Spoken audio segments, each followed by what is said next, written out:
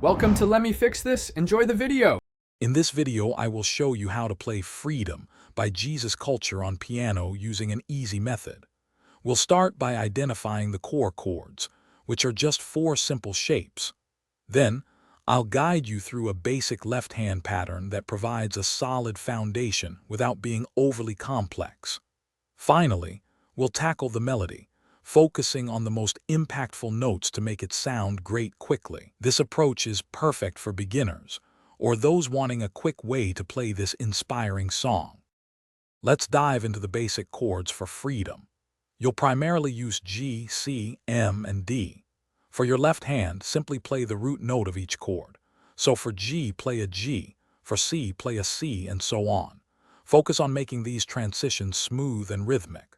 A good practice technique is to play each chord 4 times before moving to the next, ensuring a steady tempo.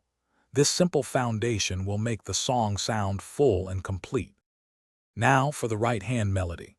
We'll keep it simple by focusing on the main melodic phrases, primarily using white keys. Don't worry about complex runs, just capture the essence of the tune. Start by practicing the right hand alone until it feels comfortable. Once you have a good grasp, slowly combine both hands.